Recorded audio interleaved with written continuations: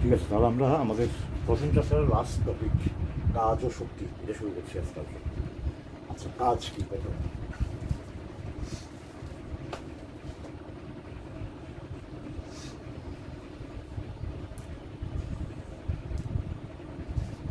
দৈনন্দিন আমরা কাজ বলতে আসলে কোনো কিছু করাকে আমরা কাজ করি, তাই না? কোনো কিছু করার থাকলে ওই ওই ওই বিষয়টাকে যেটা করার আছে সেটাকে আমরা কাজ করি, ঠিক আছে?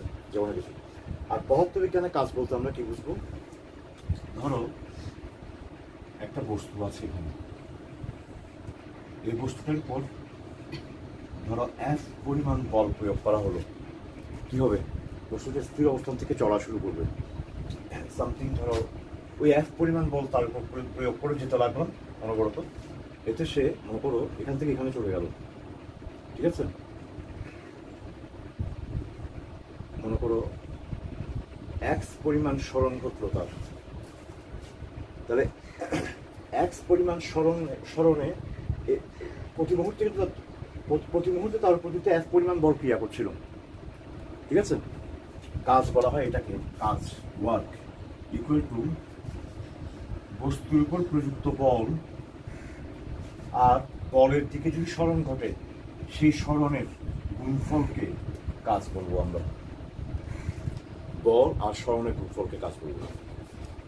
দেখো, বুঝতে পারছো? ওকে, প্রথমে সংজ্ঞাটা আশা করি বুঝছো।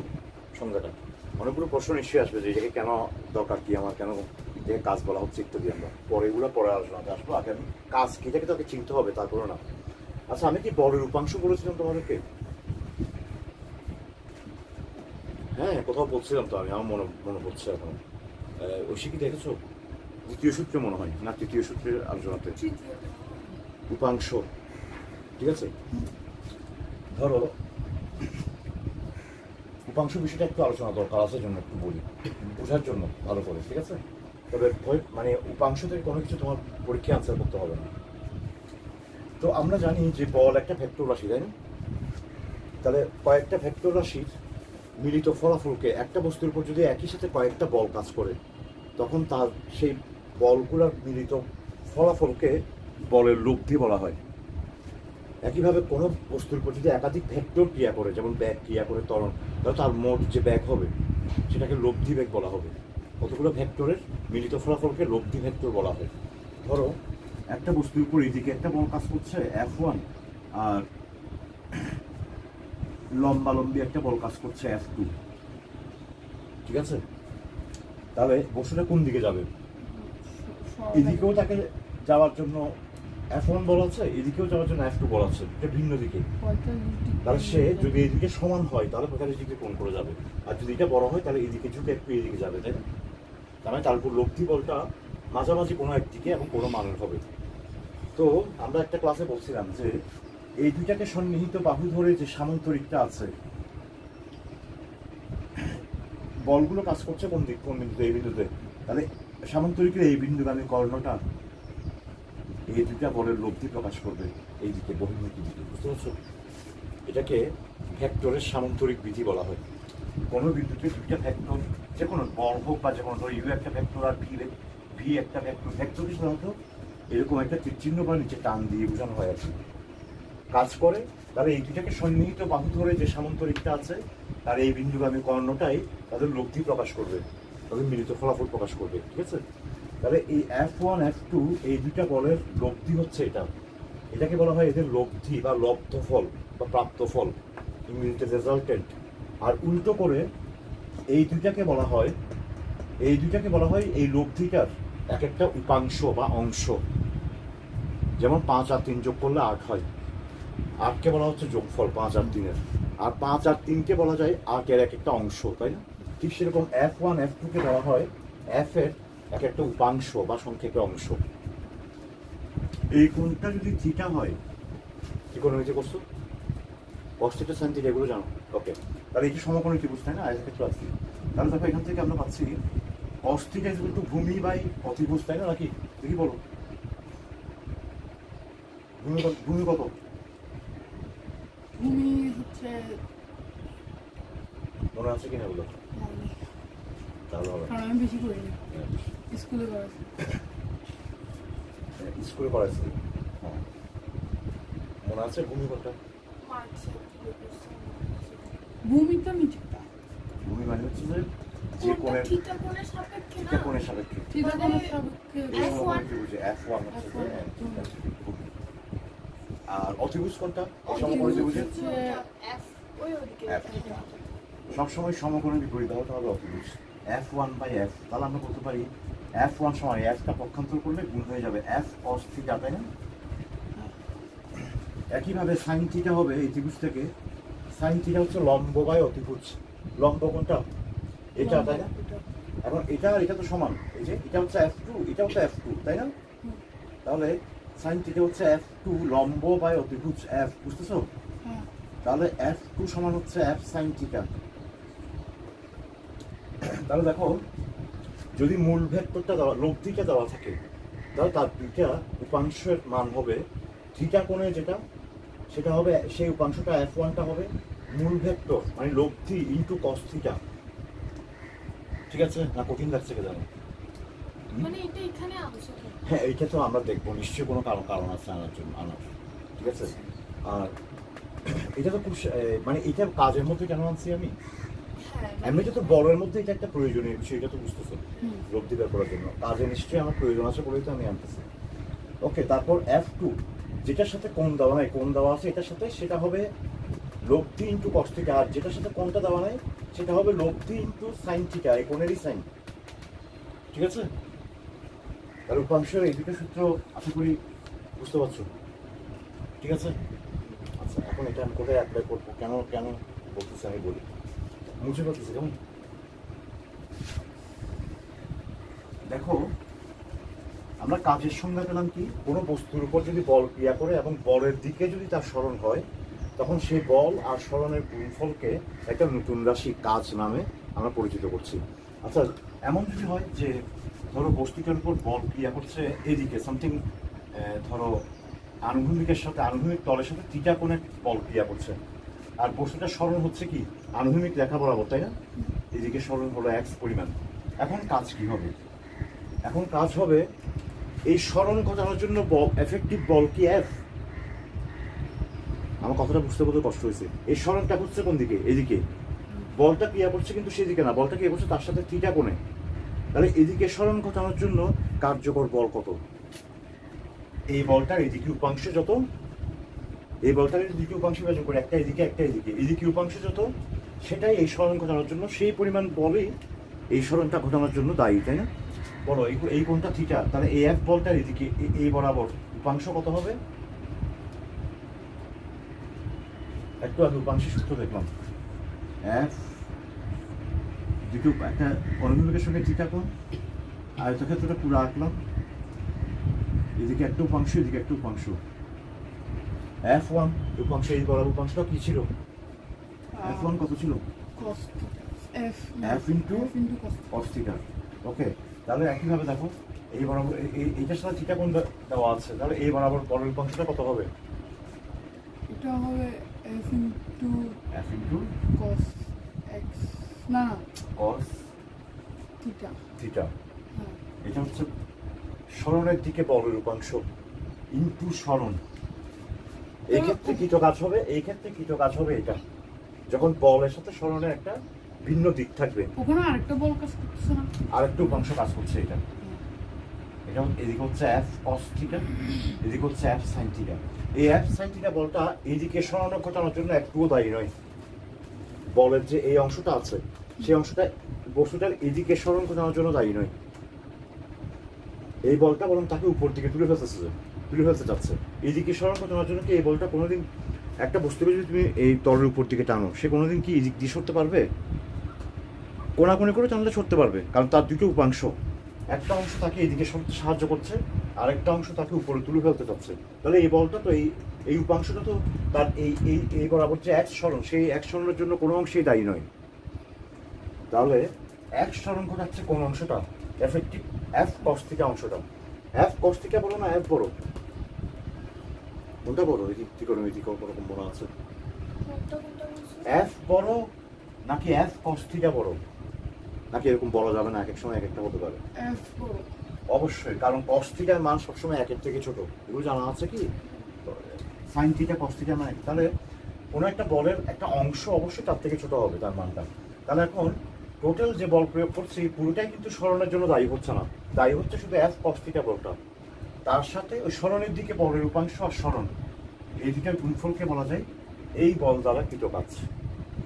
ঠিক আছে, তাহলে কৃতকাজের জেনারেল সংজ্ঞা হচ্ছে কোনো বল দ্বারা কোনো বল যদি বস্তুর সরণ ঘটায় তাহলে ওই বল দ্বারা ওই সরণে কৃতকাজ হচ্ছে বলের মান ইন্টু সরণের মান ইন্টু বল আর সরণের মধ্যবর্তী কোণের কোসাইন। বুঝতে পারছো?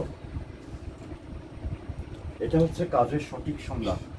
বইয়ে নয়, কিন্তু দেখবে যে গাইড বইগুলোতে দিবে। আমি এমনি এমনি বলছি না, ঠিক আছে? এতটুকু পর্যন্ত না বুঝলে আগে বলো। এখানে শক্তি বিষয়টা এত কঠিন না, কিন্তু কাজও কঠিন না। কাজের এই বিষয়টা আমি একটু নতুন করে আনছি, এই জন্য হয়তো তোমাদের কাছে মনে হতে পারে যে কঠিন কিনা। না, এই বিষয়টা আমি নতুন করে আনছি কাজকে ভালো করে বোঝানোর জন্য। এগুলো তোমার পরীক্ষায় কোথাও লাগবে না। আমি এগুলো কস ভালো করে বুঝি না, কারণ কস সাইন তারপর আর যেগুলো আছে সেগুলো আমি এখন ভালো করে বুঝি না, কারণ আমি পড়িনি। আচ্ছা ঠিক আছে, এমনিতে কস থিটা হচ্ছে একটা অনুপাত আর কি, ভূমি বাই অতিভুজ একটা সমকোণী ত্রিভুজের দুটা বাহুর অনুপাতকে এই কোণের কোসাইন দিয়ে প্রকাশ করা হয়। আমার ভিডিওগুলো দেখলে ওখান থেকে ক্লিয়ার হবে আর কি তোমার আর কি।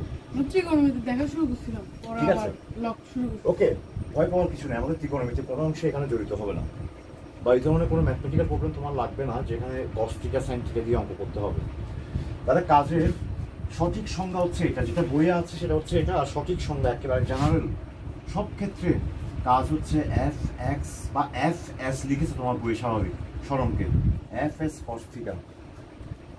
তাহলে প্রথমটাকে আমরা এখান থেকে এই সূত্র থেকে পাবো। প্রথম ক্ষেত্রে বল যেদিকে ক্রিয়া করছে সরণও সেদিকে হচ্ছে, পুরো বলটাই সরণের দিকে। তাহলে প্রথম ক্ষেত্রে কৃতকাজ ডাব্লিউ হচ্ছে বলের মান ইন্টু সরণের মান ইন্টু বল আর সরণের মধ্যবর্তী কোণ। বল যেদিকে সরণও সেদিকে, এদের মধ্যবর্তী কোণ কত ডিগ্রি?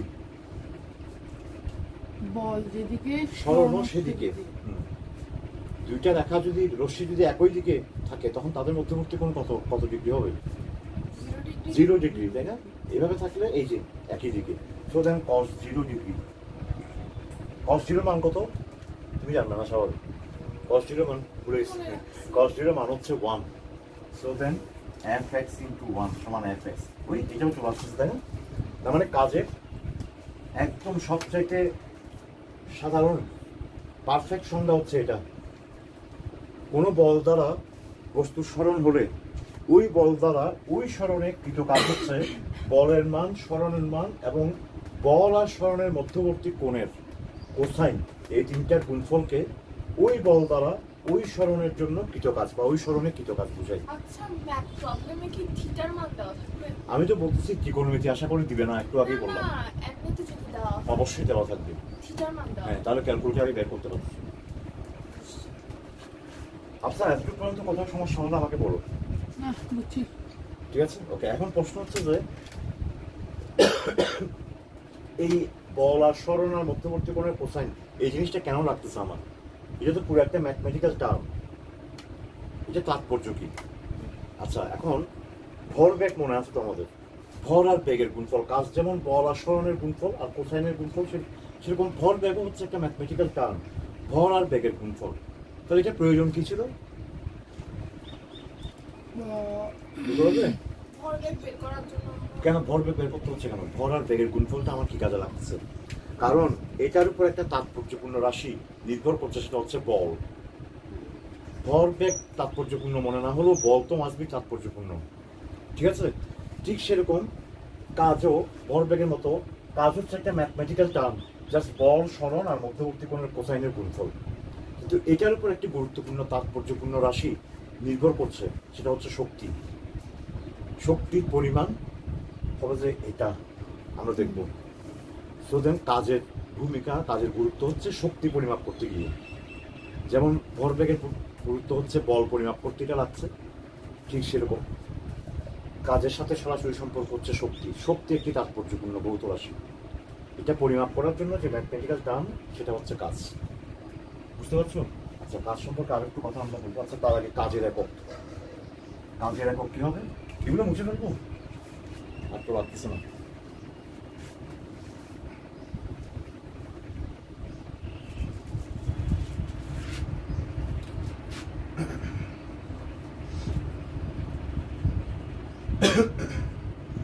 কাজ সমান হচ্ছে কাজ ওয়ার্ক ডাব্লিউ।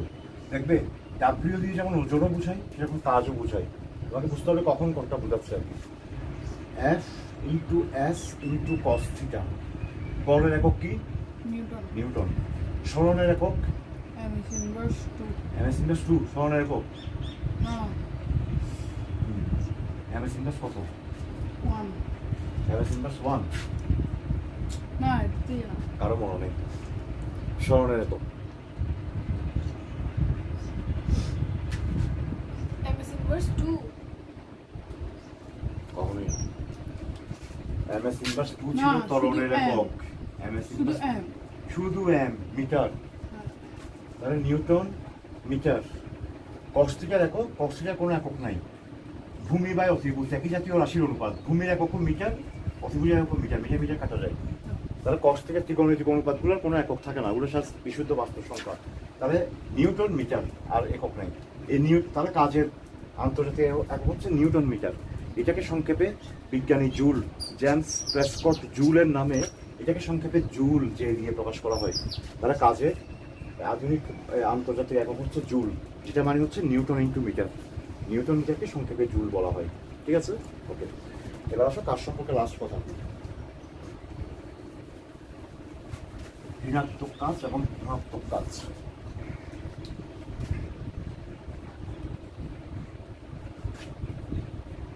ধনাত্মক কাজ বা বল দ্বারা কাজ। যখন কাজের মানটা ধনাত্মক আসবে তখন সেটাকে ধনাত্মক কাজ বলা হবে এবং সেটাকে বল দ্বারা কাজও বলা হবে। কাজের মান ধনাত্মক কখন আসবে? ধরা যাক একটা বস্তুর উপর এদিকে বল প্রয়োগ করা হয়েছে। বল যেদিকে ক্রিয়া করছে সরণও সেদিকে হচ্ছে। বলের মানও ধনাত্মক, সরণের মানও ধনাত্মক। এই ক্ষেত্রে কাজ মানে বল আর সরণের উপর এটাও ধনাত্মক হবে। ধরা যাক বল ক্রিয়া করছে এরকম করে, সরণের দিকে হচ্ছে এবং বল আর সরণের মধ্যবর্তী কোণটা সূক্ষ্ম কোণ। সূক্ষ্ম কোণের কোসাইন সবসময় ধনাত্মক হবে। ত্রিকোণমিতির দ্বিতীয় চ্যাপ্টার আছে না, ত্রিকোণমিতির, ওখানে পাবে। সূক্ষ্ম কোণের সমস্ত ত্রিকোণমিতিক অনুপাত সবসময় ধনাত্মক হবে। ঠিক আছে, তাহলে সূক্ষ্মকোণ যখন শূন্য করবে তখন সে কি কাজ হচ্ছে বলের মান, সরণের মান আর হচ্ছে মধ্যবর্তী কোণের কোসাইন তিনটা ধনাত্মক। কাজে এটাকে ধনাত্মক কাজ বলা হয় অথবা বলের দিকে কাজ, বল দ্বারা কাজ। এ দেখো এই যে এই বলটার এই দিকে উপাংশটা কত ছিল? এফ কস থিটা, তাই না? উপাংশটা এই এফ কস থিটা যেদিকে সরণও সেদিকে, তাহলে এটাকে বলা হচ্ছে বল দ্বারা কাজ। বল দ্বারাই আসলে সরণটা হচ্ছিল এই বলের দ্বারা। যদি এমন হয় আমি আর লিখলাম না, এরপর হচ্ছে ঋণাত্মক কাজ বা বলের বিরুদ্ধে কাজ। আচ্ছা এটা একটু লিখি, ঋণাত্মক কাজ বা বলের বিরুদ্ধে কাজ। ধরো একটা বস্তুর উপর বল ক্রিয়া করছে এই দিকে, সরণ হচ্ছে ঠিক তার বিপরীত দিকে। তাহলে কৃত কাজ কত হবে? বলের মান ইন্টু সরণের মান ইন্টু কস কত ডিগ্রি? এদের মধ্যবর্তী কোণ কত ডিগ্রি? 0 ডিগ্রি। না, আচ্ছা না, 180 একই দিকে তো না। একই দিকে না, বিপরীত দিকে। বিপরীত দিকে 180। 180। আমরা ত্রিকোণমিতির দ্বিতীয় চ্যাপ্টারে দেখবো cos 180 ডিগ্রি হচ্ছে -1। শুধু 180 না, যে কোনো স্থূলকোণের, স্থূলকোণ ছিল তো 90 এর চেয়ে বেশি, স্থূলকোণের কোসাইন সবসময় ঋণাত্মক হবে। তাহলে এই ক্ষেত্রে এটা হবে -fx। এ দেখো ঋণাত্মক চিহ্ন আসছে, তাহলে ঋণাত্মক কাজ। অথবা বলা যায়, অনেক সময় বলা হয় এটাকে বলের বিরুদ্ধে কাজ। বল যেদিকে ক্রিয়া করছে সরণ ঠিক তার বিপরীত দিকে হচ্ছে। একইভাবে যদি কোনো বস্তুর উপর বল যেদিকে ক্রিয়া করছে সরণ ভিন্ন দিকে হয় এবং তাদের মধ্যবর্তী কোণটা স্থূলকোণ হয়, স্থূলকোণের কোসাইন কিন্তু নেগেটিভ, তখনও কাজের মানটা আসবে ঋণাত্মক কাজ। আর বলের বিরুদ্ধে কাজ বুঝে এটাকে। দেখো এটা যদি আমি সরণের দিকে, এই সরণ রেখা বরাবর উপাংশ নিই, এদিকে লম্ব আঁকতে হবে, তাই না? বলটার এইদিকে এই বরাবর এই রেখা বরাবর উপাংশ হচ্ছে এইদিকে আর সরণটা হচ্ছে বিপরীত দিকে। তাহলে সরণের দিকে বলের উপাংশ যেটা সেটা আর স্মরণ যদি পরস্পর বিপরীত দিকে থাকে তখন কাজের মানটা অবশ্যই ঋণাত্মক আসবে, এবং এটাকে বলের বিরুদ্ধে কাজ। বল তাকে এইদিকে যা বলতেছে সে যাচ্ছে তার বিরুদ্ধে, তাহলে এই কাজটাকে তখন বলের বিরুদ্ধে কাজ বা ঋণাত্মক কাজ বলা হয়। আর যদি কোনো কাজের মান ধনাত্মক আসে তখন সেটাকে বল দ্বারা কাজ বলা হয়। ওই বলের স্মরণের দিকে উপাংশ অবশ্যই স্মরণের দিকে কাজ করবে। স্মরণ রেখা বরাবর ওই বলটার উপাংশ অবশ্যই স্মরণের দিকে হবে। আর এক্ষেত্রে স্মরণ রেখা বরাবর বলটার উপাংশ অবশ্যই স্মরণের বিপরীত দিকে হবে। ওকে, কাজ কি, কাজের প্রকার, কাজের একক, এগুলো আমরা দেখলাম, মনে থাকবে তো? এবার আমরা মেইন টপিকে চলে আসি, শক্তিতে। যেহেতু আমাদের টপিকটা খুব ছোট করা আছে, আমিও বেশি বড় বলবো না, ঠিক আছে? বুঝে গেছে, বুঝা গেছে তো? না এ জানেন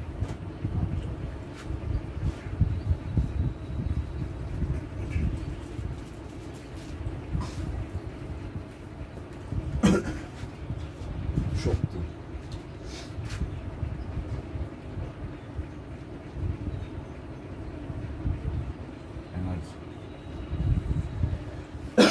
শক্তি কি? শক্তি হচ্ছে বস্তুর একটা ভৌত গুণ। হ্যাঁ, ভর ইত্যাদি অন্যান্য গুণের মতো এটাও একটা ভৌত গুণ। বস্তু কাজ করার সামর্থ্যকে, কাজ করা মানে কি?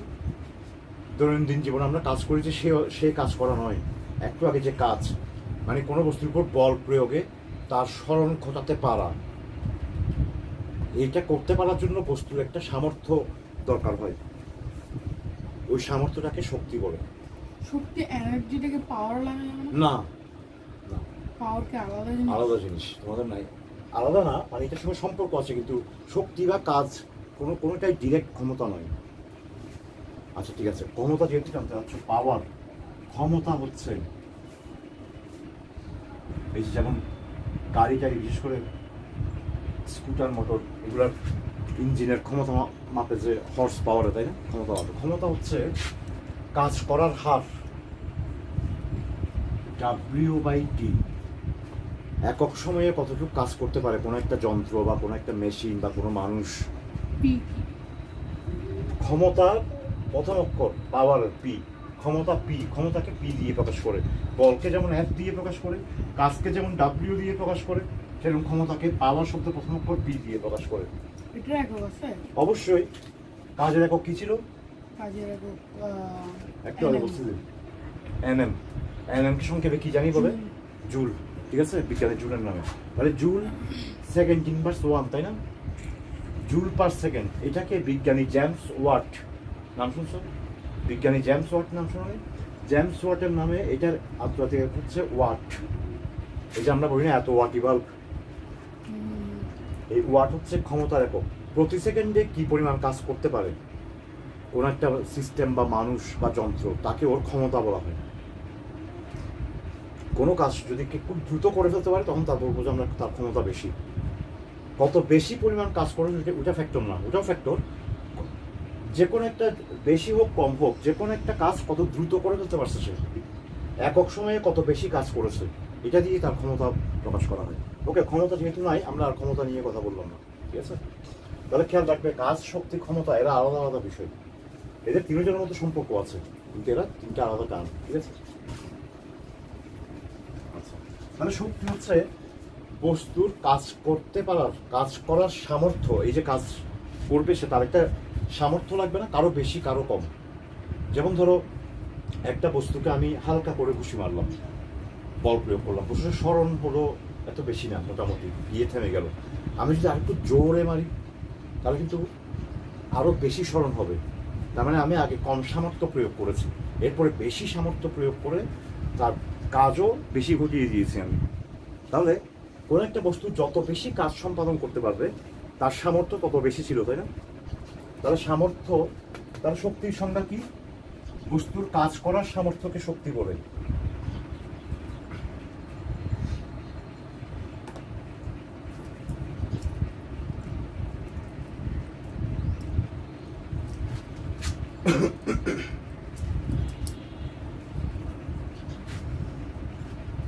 তাহলে সামর্থ্য মাপবো কিভাবে?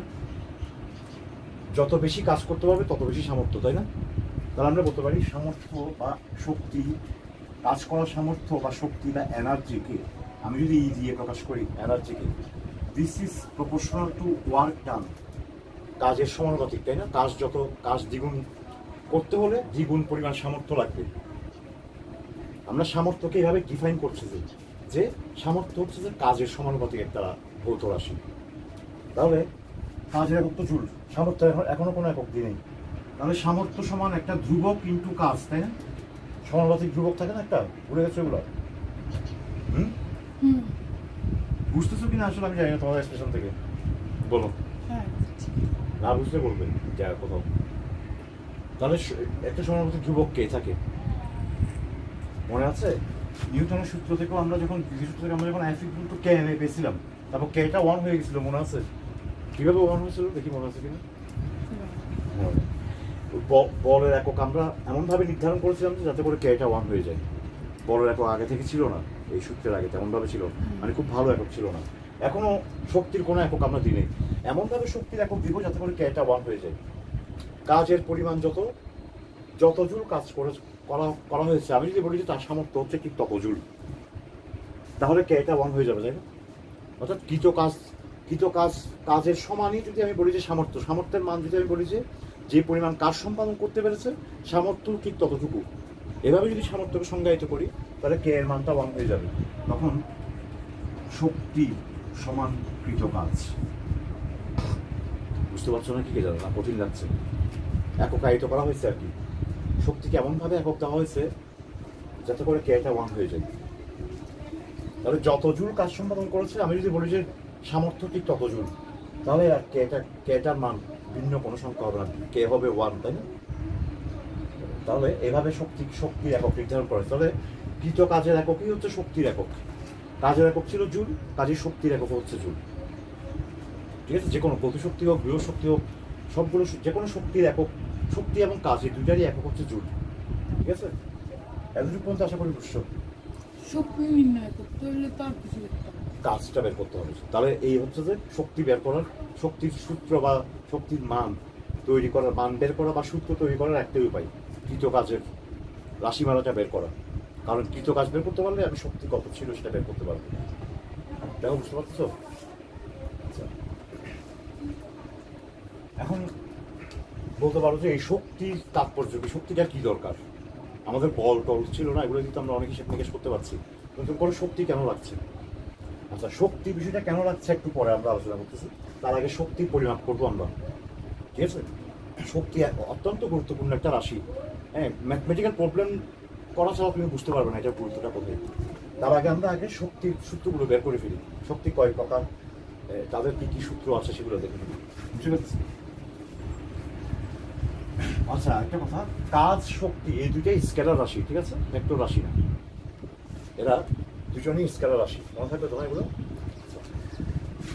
শক্তি প্রধানত দুই প্রকার। প্রথম হচ্ছে বিভব শক্তি, বা এটার আরেকটা নাম হচ্ছে স্থিতি শক্তি,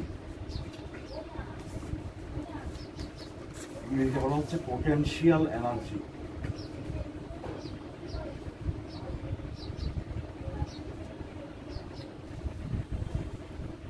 বিভব শক্তি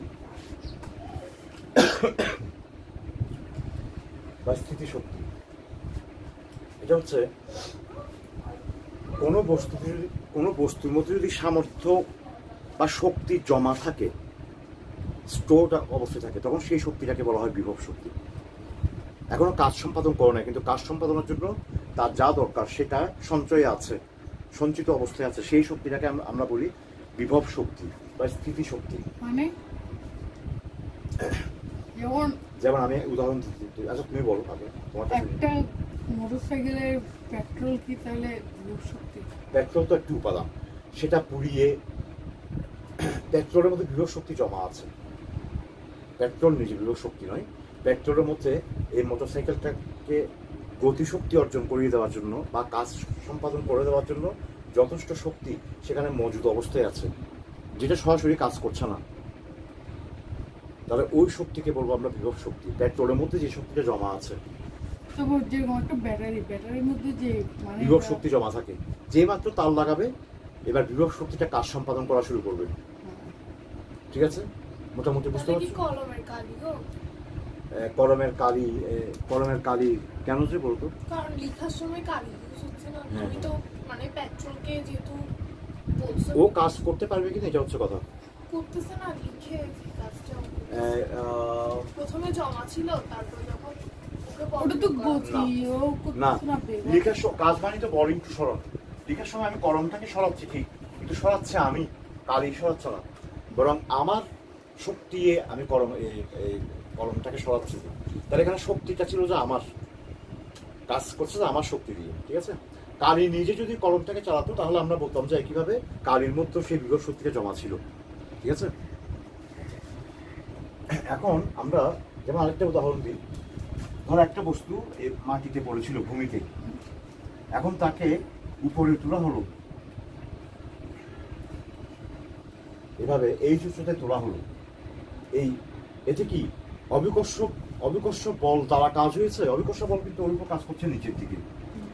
অবিকর্ষ বল দ্বারা কাজ হয়েছে নাকি অবিকর্ষ বলের বিরুদ্ধে কাজ হয়েছে? বিরুদ্ধে। কারণ অবিকর্ষ বল কাজ করছে এদিকে, আর তার স্মরণ ঘটানো হয়েছে এদিকে। তাহলে অবিকর্ষ বলের বিরুদ্ধে কাজ হয়েছে, এবং এই বস্তুটাকে নিচ থেকে উপরে তোলাতে এখানে তার মধ্যে একটা বিভব শক্তি জমা হয়েছে।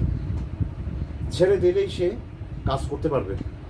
ধরো মাটিতে একটা প্যারেক এভাবে রাখলাম, এর উপর একটা ইটকে রাখলাম, ওই ইটটা চাষে আমি রেখে দিলাম, ওইটা কি ওই প্যারেকটাকে মানে মাটির ভিতরে ঢুকিয়ে ফেলতে পারবে না?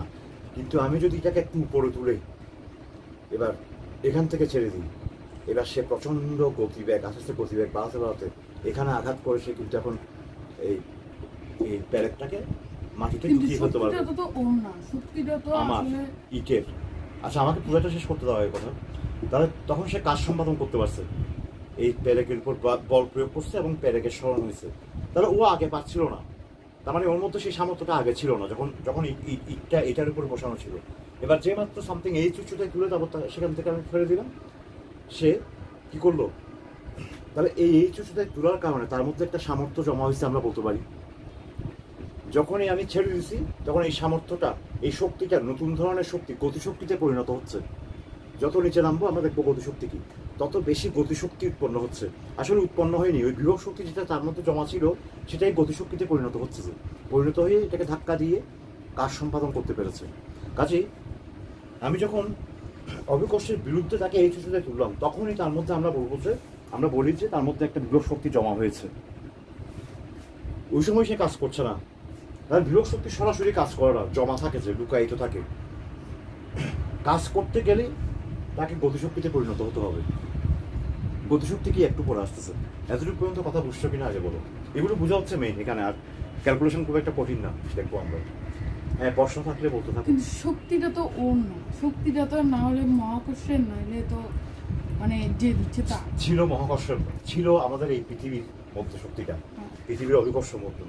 এখন বলের বিরুদ্ধে কাজ করার কারণে তার মধ্যে একটা এখান থেকে শক্তিটা তার মধ্যে চলে গেছে কিছু অংশ। আমরা দেখবো এইভাবে। এখন তুমি বলতে পারো যে মা, শক্তি কি কোনো জিনিস যে চলে গেছে? আমরা যদি এইভাবে কল্পনা করি, এগুলো তো সব মানুষের তৈরি করা কতগুলো কৌশল, এটাকে আমরা একটা সামর্থ্য নাম দিচ্ছি। যে আমরা দেখবো যে এটা সংরক্ষণশীল থাকে, আমরা দেখবো সংরক্ষণশীলতা বিধি মেনে চলে, এতে বিশাল লাভ। আমাদের জটিল সমস্যা আমরা খুব সহজেই সমাধান করতে পারবো। আমরা যদি এরকম বলি যে পৃথিবীতে যখন আমি একটা বস্তুকে উপর দিকে তুললাম, মানে অবিকর্ষ বলের বিরুদ্ধে আমি একটা কাজ সম্পাদন করলাম, তখন শক্তিটা ছিল পৃথিবীর, কিন্তু সেটা চলে গেল, কিছু অংশ চলে গেল তার মধ্যে বলের বিরুদ্ধে কাজ করার কারণে। দেখো, বুঝতে পারছো? ওকে, তাহলে শক্তি এক বস্তু থেকে আরেক বস্তুতে ট্রান্সফার্ড হয়, রূপান্তরিত হয় এবং ট্রান্সফার্ড হয়, সঞ্চালিত হয় এবং রূপান্তরিত হয়। আমরা এই কথাগুলো আস্তে আস্তে বুঝবো। এতটুকু পর্যন্ত বুঝছো মোটামুটি? ঠিক আছে। তাহলে কখন শক্তি জমা হবে কোনো বস্তুতে? আমি তোমার বইয়ে আছে যে, দেখো আমি এখানে কিন্তু বস্তুটাকে অবস্থানের পরিবর্তন করেছি, তাই না? মানে নিচে ছিল, তার অবস্থানকে উপরে নিয়ে গেছি। একইভাবে যদি উপর থেকে আমি নিচে নামাই, তাহলে কি ওই বিভব শক্তি বৃদ্ধি পাবে নাকি হ্রাস পাবে? তাহলে সঞ্চিত শক্তিগুলো কমে যাবে, কাজ করে ফেলবে সে, কিন্তু কোথাও হারিয়ে যাবে না, একটা ও নিয়ে ফেলবে। মানে শক্তি রাশিটা সংরক্ষিত থাকবে এই মহাবিশ্বে।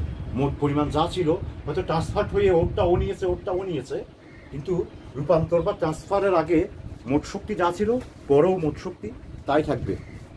কেন একটা ব্যাটারি কি যদি মানে একটা ব্যাটারি দিয়ে যদি একটা ফ্যান চালায়, ব্যাটারি শেষ হয়ে যাবে কয়েকদিনের মধ্যে। ব্যাটারি শেষ হয়ে যাবে। হ্যাঁ, তারপরে শক্তিটা কি তো চলে গেল মহাবিশ্ব থেকে? না, চলে গেছে না, কাজ সম্পাদন করে ফেলতেছে।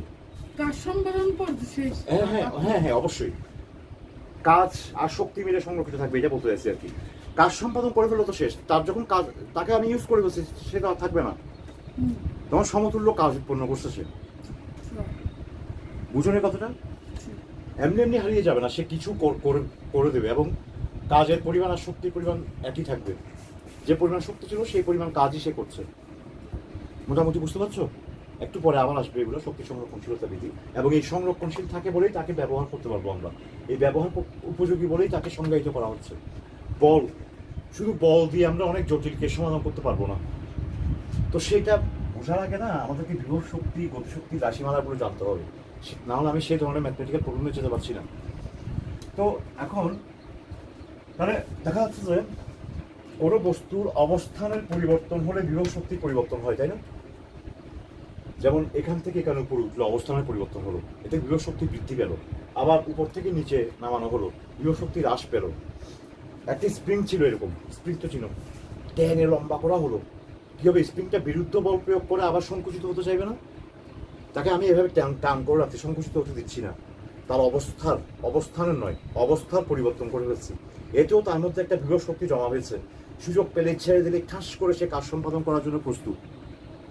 তাহলে কোনো বস্তুর অবস্থানের বা অবস্থার পরিবর্তনের জন্য তার মধ্যে শক্তির পরিবর্তন ঘটে, বেড়ে যায় বা কমে যায়, ওই শক্তিকে বলা হচ্ছে বিভব শক্তি। যেটার পরিবর্তন ঘটে বস্তুর অবস্থানের অথবা অবস্থার পরিবর্তন ঘটালে, বস্তুর অবস্থানের অথবা অবস্থার পরিবর্তন ঘটালে যে শক্তিটির পরিবর্তন ঘটে বস্তুর মধ্যে, সেই শক্তিটাকে বলা হচ্ছে বিভব শক্তি। এটা বৈশিষ্ট্য হচ্ছে এটা সঞ্চিত শক্তি, স্টোরড এনার্জি। এটা কাজ সম্পাদনের জন্য যোগানদার। কি ঠিক আছে? আচ্ছা, যেমন আর উদাহরণ দেওয়ার আগে আমরা গতিশক্তিতে যেতে হবে, নাহলে আসলে দিতে ভালো করে ইয়ে করা যাবে না। তার আগে আমরা একটা বিভব শক্তি রাশিমালা দেখে ফেলি। ক্লাস 10 শুধু একটাই থাকবে, সেটা হচ্ছে যে কোনো বস্তুকে, যে এমভরের একটা বস্তুকে ভূমি থেকে এই উচ্চতায় তুললাম, বিভব শক্তি জমা হলো, কি পরিমাণ বিভব শক্তি জমা হয়েছে এটা বের করতে হবে। তো কিভাবে আমরা শক্তি বের করবো? কিছু কাজ দ্বারা, তাই না? এটা এখান থেকে এই উচ্চতায় তুলতে অভিকর্ষ বলের বিরুদ্ধে কাজ হয়েছে। অভিকর্ষ বলের বিরুদ্ধে যে পরিমাণ কাজ হয়েছে ঠিক সেই পরিমাণ বিভব শক্তি তার মধ্যে বৃদ্ধি পেয়েছে। কি বুঝতে পারছো? বলের বিরুদ্ধে যত কাজ হবে কোনো বস্তুর উপর, সেই পরিমাণ বিভব শক্তি তার বৃদ্ধি পাবে। আগে যদি কিছু থাকে তার সঙ্গে অ্যাড হবে। আর যদি বল দ্বারা কাজ সম্পাদন হয় তাহলে সেই পরিমাণ বিভব, যে পরিমাণ কাজ হয়েছে বল দ্বারা, সেই পরিমাণ বিভব শক্তি তার হ্রাস পাবে। বুঝতেছো নাকি না? মনোযোগ দিয়ে শুনতে পাচ্ছ? আচ্ছা, তাহলে এখন দেখি আমরা, মনে করো একটা বস্তুকে ভূমি থেকে এই উচ্চতায় উপরে তুললাম, তাহলে বিভব শক্তিকে সাধারণত ইউ দিয়ে প্রকাশ করে, অথবা ইপি, পোটেনশিয়াল এনার্জি, ইপি দিয়ে প্রকাশ করে। তাহলে ইপি বা ইউ সমান বলের, কোনটা বেশি ইউজ হয়, ইউ নাকি ইউ বেশি ইউজ হয়? আমি ইউ লিখলাম, ঠিক আছে? পারবে কেউ বিভব শক্তির রাশিমালাটা এখানে বের করতে? বস্তুর ভর ছিল এম, তাকে ভূমি থেকে এই উচ্চতায় তোলা হলো, এটা তার মধ্যে বিভব শক্তি জমা হলো, বৃদ্ধি পেল। কি পরিমাণ? এখানে কত ছিল? এখানে বিভব শক্তি ছিল 0, এখানে উঠে বৃদ্ধি পেয়েছে। তাহলে এখানে উঠে তার মধ্যে বিভব শক্তি হচ্ছে কত?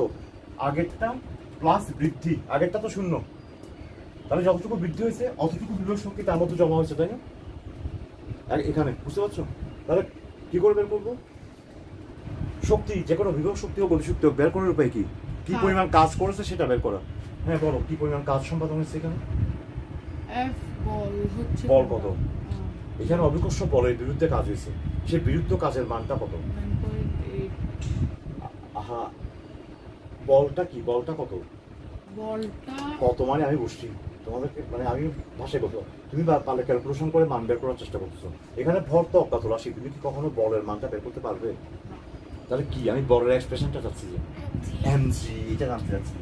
গুড, বলটা হচ্ছে এমজি আর সরণটা উল্টো দিকে হচ্ছে এইচ। তাহলে বলের বিরুদ্ধে কাজ হচ্ছে বল ইন্টু সরণ, এমজি ইন্টু এইচ। এই হচ্ছে কোনো একটা বস্তুকে ভূমি থেকে এই উচ্চতায় তুললে তার মধ্যে যে বিভব শক্তি জমা হবে সেটা হচ্ছে বস্তুটার ভর ইন্টু জি ইন্টু উচ্চতা। বিভব শক্তি এই সূত্রটা বুঝতে পারছো আশা করি। হ্যাঁ। তাহলে কিলোবাস দিয়ে আমি শক্তি মাপলাম এমজিএস, এই সূত্রে তুললে এমজিএস শক্তি জমা হবে তার মধ্যে। আবার এই সূত্রে নামালে এমজিএস শক্তি বিয়োগ হয়ে যাবে, আগে যা ছিল তার থেকে কেটে যাবে।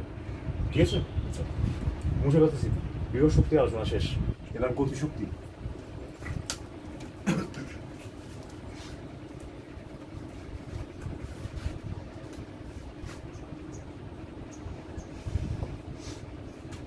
গতিশক্তি আর যান্ত্রিক শক্তি কি একই?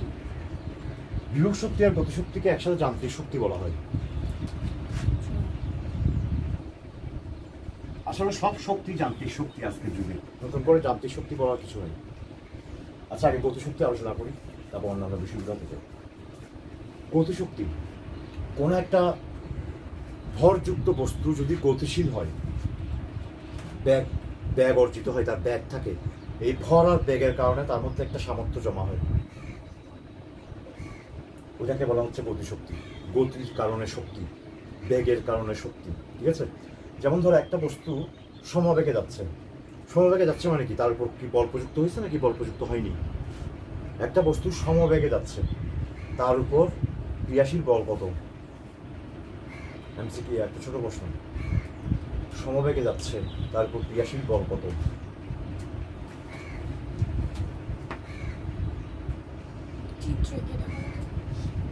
একটা বস্তু সামথিং ভি বেগে যাচ্ছে, এম ভরের একটা বস্তু ভি বেগে যাচ্ছে, ভি সমবেগ, ঠিক আছে?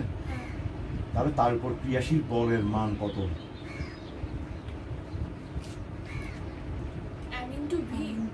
এম ইন্টু ভি বলের মান, এম ইন্টু ভি তো ভরবেগ, ভরবেগের পরিবর্তনের হার হচ্ছে বল।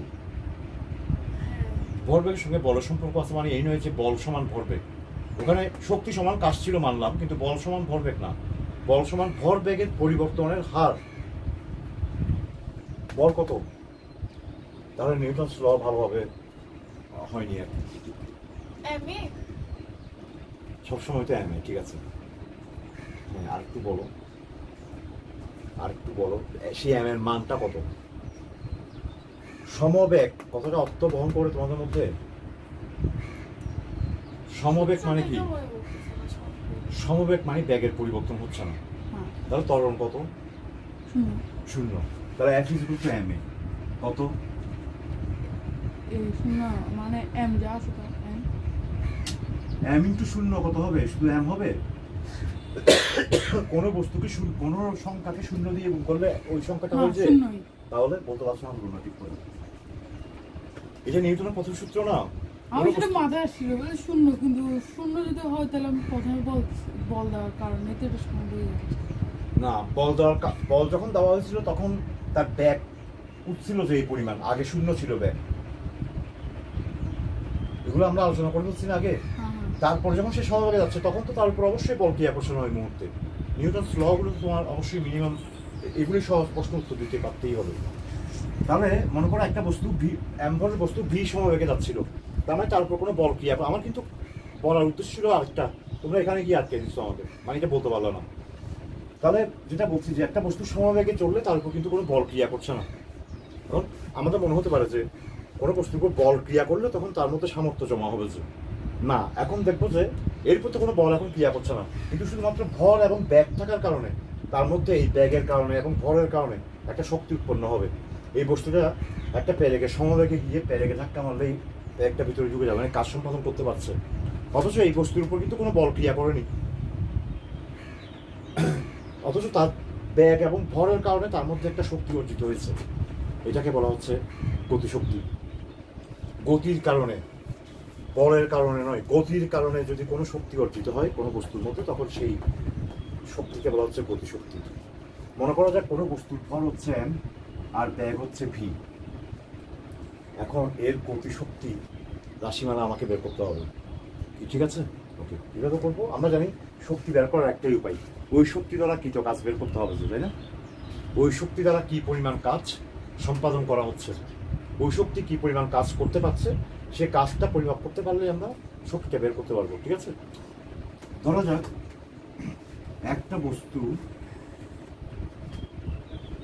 অ্যাম্বরের একটা বস্তু ভি বেগে যাচ্ছিল, সমবেগে যাচ্ছিল, মনে যে কোনো বেগে যাচ্ছিল। এবার সে আরেকটা বস্তুকে আঘাত করলো, ঠিক আছে? কি হবে বলো? এরপর একটা বল প্রয়োগ করলো, ঠিক আছে না? আচ্ছা, আঘাতটা এভাবে আমি বুঝে অনেকভাবে বোঝানো যাবে। অ্যাম্বরের একটা বস্তু ভি ব্যাগ নিয়ে যাচ্ছিল, এবার আমি করবো কি, তাকে বাধা দিব, তাকে থামাবো, তাকে থামাই দিব আমি। তার ব্যাগের বিপরীত দিকে একটা সমান মানের বল আমি প্রয়োগ করতে লাগলাম, সমান মানের বল প্রয়োগ করলাম। তাহলে তার মধ্যে কি ত্বরণ হবে? ব্যাগটা কি সমবেগ থাকবে, নাকি ত্বরণ হবে, নাকি মন্দন হবে? বল, এগুলো বলতে পারতে হবে আগে। হ্যাঁ, বিপরীত দিকে বল দিছি, সাথে সাথে চলে যাবে চট করে, এরকম যাবে চট করে, মন্দন ঘটবে আস্তে আস্তে। ওটাকে ত্বরণ বলা যায়, নেগেটিভ ত্বরণ। ত্বরণ মানে ব্যাগ বৃদ্ধি পাবে না, ব্যাগ হ্রাস পাবে, এটা কি বুঝতে পারছো না? তো ওটাকে নেগেটিভ ত্বরণ আর কি, ওটাকে মন্দন বলে, মানে মন্দন হবে। তাহলে মন্দন হতে হতে একসময় গিয়ে সে ব্যাগ কমতে কমতে একসময় এখানে গিয়ে ব্যাগ জিরো হয়ে যাবে, ঠিক আছে? ওকে, তাহলে এখন এই যে বিরুদ্ধ বলটা, সেটা একটা কাজ সম্পাদন করেছে না? কি পরিমাণ কাজ সম্পাদন করে তাকে তার গতি, তাহলে তার এখানে ব্যাগ নাই মানে কি, তার গতিশক্তি এখানে শূন্য, তাই না? নাকি ব্যাগ নাই মানে তো এখানে গতিশক্তি থেমে গেছে, মানে গতিশক্তি শূন্য, এটা তো বুঝি আমরা। ওকে, তাহলে যে পরিমাণ কাজ তার বিরুদ্ধে করা হয়েছে, ঠিক সেই পরিমাণ গতিশক্তি তার হ্রাস পেয়েছে, তাই না?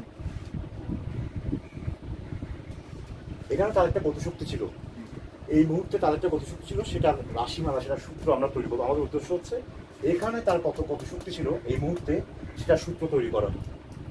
তাহলে আমি করলাম কি, সেটা মেজার করার জন্য তাকে থামানোর জন্য বিরুদ্ধ বল দিলাম, সমবল। তাহলে সমমন্দনে গিয়ে সে থেমে যাবে। তাহলে তার গতিশক্তির পরিবর্তন কত হলো? গতিশক্তিকে সাধারণত কাইনেটিক এনার্জি কে দিয়ে লিখে, অনেক সময় টি দিয়ে লিখে, অনেক সময় ই কে দিয়ে লিখে, অনেক সময় কে ই দিয়ে লিখে।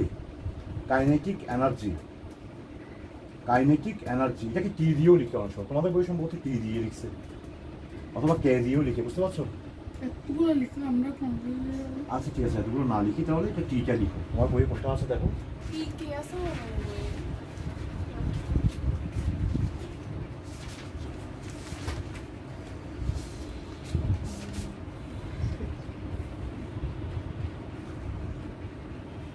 দেয়নি, এখানে সিম্বল দেয়নি, গতিশক্তি লিখছে যে। ওকে, তোমার গতিশক্তি লিখবে তাহলে। যাই হোক, আমি একটা সিম্বল দিচ্ছি। মনে করি এখানে তার গতিশক্তি ছিল কে, যেটা আমাকে বের করতে হবে। আর থামার পর গতিশক্তি কত হয়েছে? শূন্য। তাহলে গতিশক্তি পরিবর্তন কত হয়েছে? পরিবর্তন কেমনে শূন্য হবে? এখানে একটা বস্তু, একটা কিছু মান ছিল 5, এখানে শূন্য হয়েছে। কে0 একটা বস্তু, একটা কোনো কিছু পরিমাপে ছিল কে-0 হবে না? পরিবর্তন মানে বিয়োগফল না? কতটুকু পরিবর্তন হয়েছে? তাহলে কে-0 এই পরিমাণ গতিশক্তির পরিবর্তন হয়েছে। কেন হয়েছে? এই বিরুদ্ধ বল দ্বারা একটা কাজ সম্পাদন হয়েছে, তাই না? যতটুকু বলের বিরুদ্ধে কাজ হয়েছে, বলেই কিন্তু তার গতিশক্তি কমে গেছে। তাহলে যে পরিমাণ এই থামাতে যে পরিমাণ কাজ সম্পাদন করতে হয়েছে, সেই পরিমাণ গতিশক্তিটা আমি কমাতে পারছি নাকি? তাহলে গতিশক্তির পরিবর্তন ইজ ইকুয়াল টু কৃত কাজ, তাই না?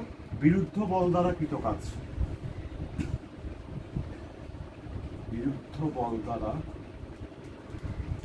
কৃত কাজ সমান, এবার কৃত কাজটা বের করি, সমান বিরুদ্ধ বল যদি এফ হয়, বিরুদ্ধ বল এফ ইন্টু সরণ এস, তাই তো? এইখান থেকে কে সমান এফ এস পাচ্ছি।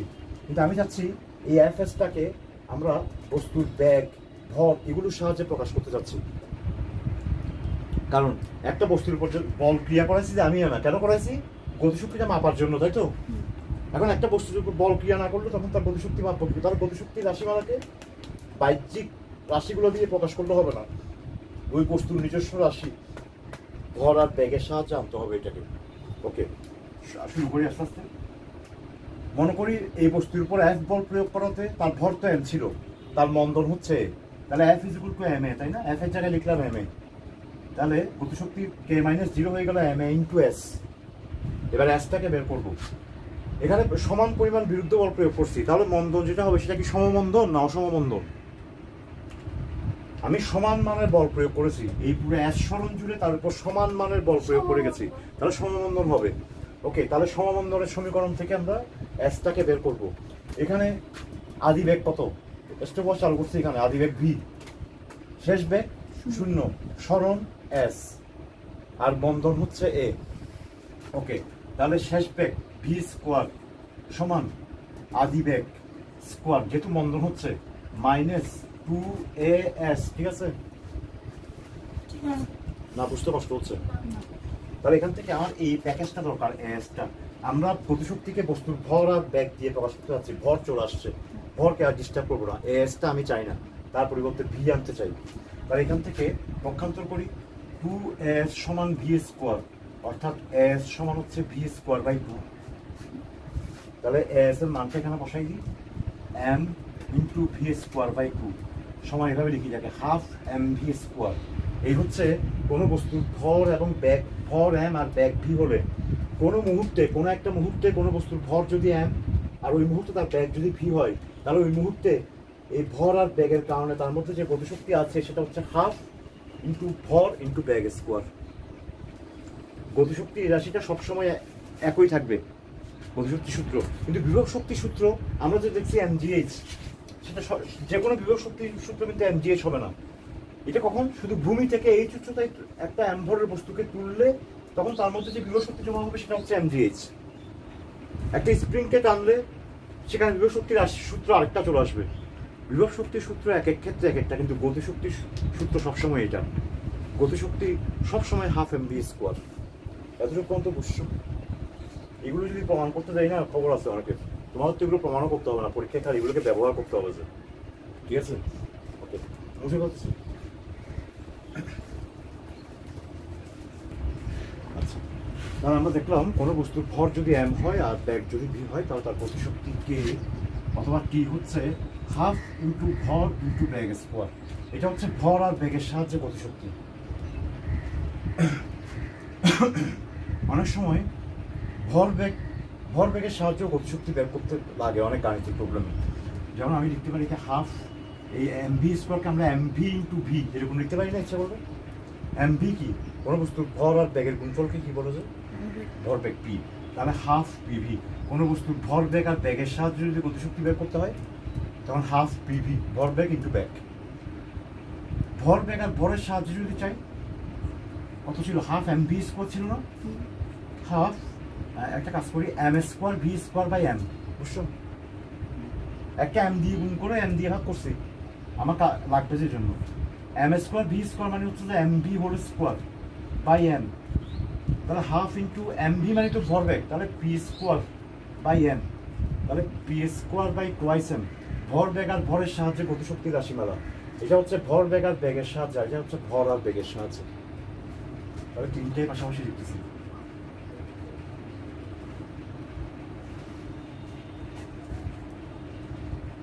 যখন যে প্রবলেমে তোমার যে দুটা লাগবে, একটা ভর ব্যাগের সাহায্যে, আরেকটা কিসের সাহায্যে? ভর ব্যাগ আর ব্যাগের সাহায্যে, ভর ব্যাগ আর ভরের সাহায্যে, ভর আর ব্যাগের সাহায্যে। একটা কেমন দুটা করে রাশি আছে না প্রত্যেকটাতে?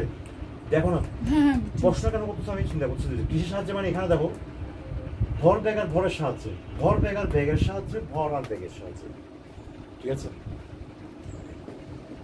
তো এখান থেকে কিছু গাণিতিক প্রবলেমও করতে হবে নেক্সট ক্লাসে, তাহলে এটা আমরা শেষ করে ফেলবো যেভাবে হোক, ঠিক আছে? ওকে, তাহলে এটা বন্ধ করে দিই।